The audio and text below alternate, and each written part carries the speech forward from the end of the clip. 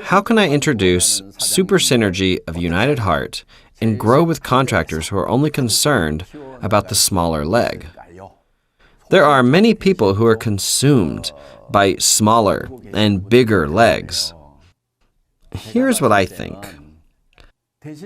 Do you have Star Masters and Royal Masters in your bigger leg?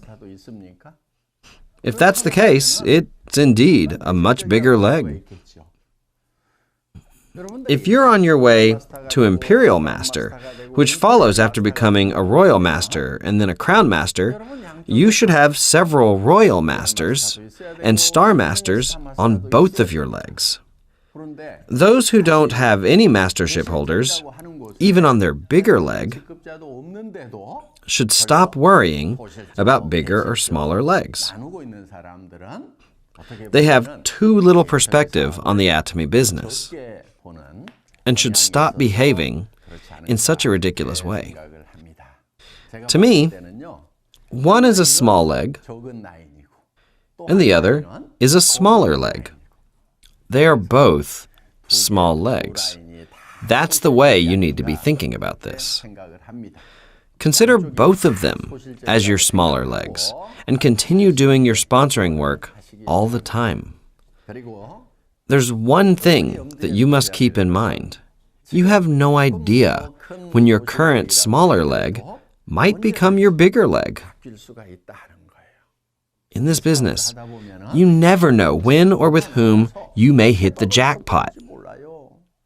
The conclusion is that you must care for both of your legs. Among many successful royal leaders, there have been many cases of smaller legs overtaking the bigger legs, and thus the tables have been turned many times. Sure, I understand paying more attention to the smaller leg, as compensation is calculated based on that. That's totally natural.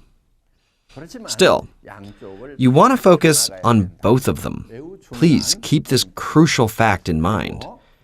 Here's why I am telling you to invest interest in your bigger leg too. Later, when both of your legs finally become big, and you become a successful leader who is paid handsome compensation, when you're raking in money, if you aren't respected by your partners, your success is really only a half success. That's why, in addition to making a lot of money, you truly want to become a complete, respectful leader. When both of your legs are still little, you should never neglect your bigger leg.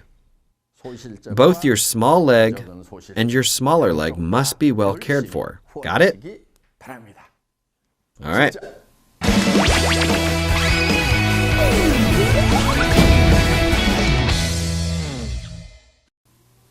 Next question. I hear quite often, I'll make you a line. I'll take care of one line for you. What is the right way of doing a binary business and maintaining your organization? Well, what a good question this one is. I think I'll have to draw on the chalkboard to give you a concrete explanation. The best way to expand your business. I believe that there's no such thing as a sure thing. I'll share with you what's been talked about frequently. It's something like this. I heard there's such a thing as a sponsor line. The sponsor line is also called the original line, which will be totally taken care of by the sponsor. Therefore, all you need to do is look after the B line, and the rest will naturally be taken care of. This person right here says the same thing to others. You just need to worry about one line. The rest is automatic. In that case, this person manages this line like this, and that person there nourishes the original line like this.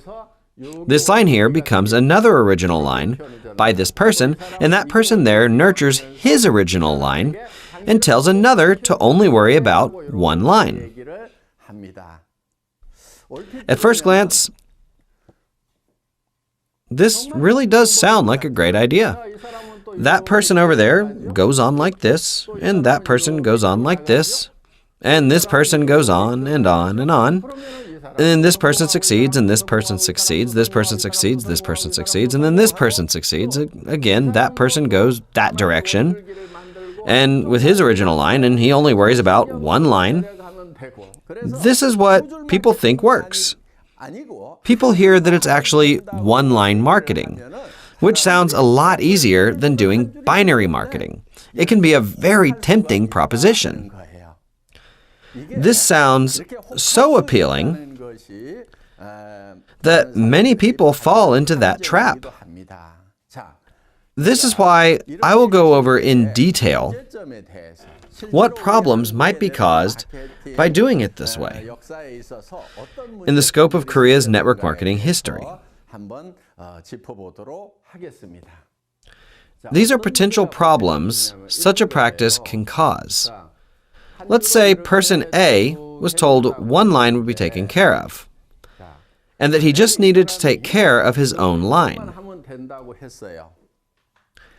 Person A's line went down smoothly like this, since he only had to worry about one line. His organization expanded and grew in a very satisfying manner.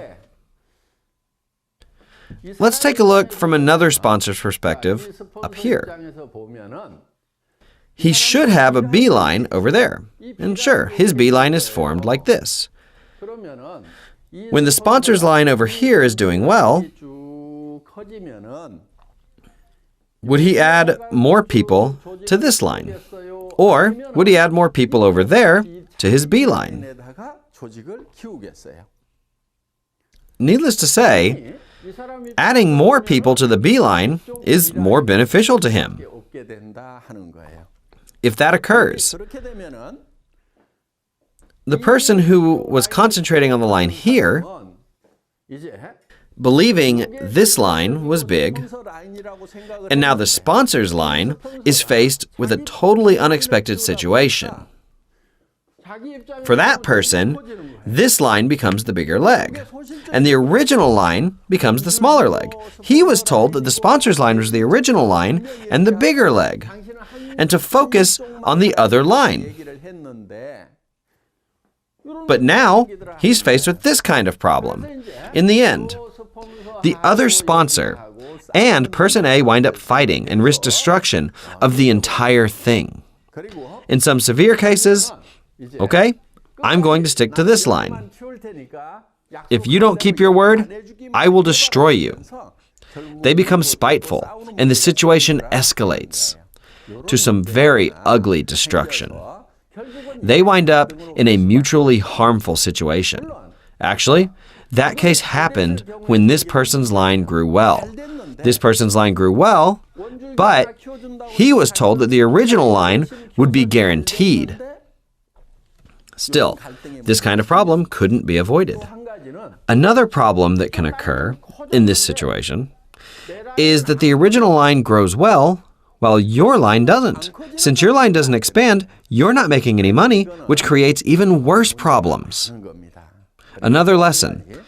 This is not a smart way to start out. Between this well-balanced group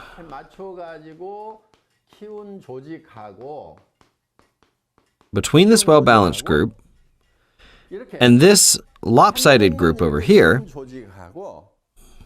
if the sales of both groups are the same, will group A or B bring more compensation to its members?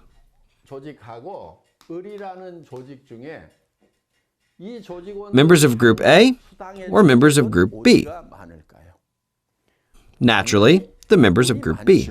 And I'll tell you why. This person gets no compensation here. No compensation for this person, this person. There are many people who collect no compensation here. In the meantime, this person is compensated and this person and so on. And there are a lot more people who get compensation. The total sum of members' compensation is greater in this group, so they can grow, prosper together, and energize each other in the long run. In the meantime, this organization will not be able to weather the times because the members cannot reap what they sow. As you can see, doing business this way is inherently inefficient, and relying on one line as the main line is not very desirable. Rather, when a sponsor and a partner gather their hearts and efforts together to foster a balanced organization, things will go much more smoothly. Another noteworthy thing to remember in this case is that some people erroneously believe that they must fill up these empty spaces and link up the lines to make it look like a complete matrix. That's another common way to completely screw this up. In other words, you would frame your structure uniformly and number each spot, 1, 2, 3, 4, 5, 6, and 7.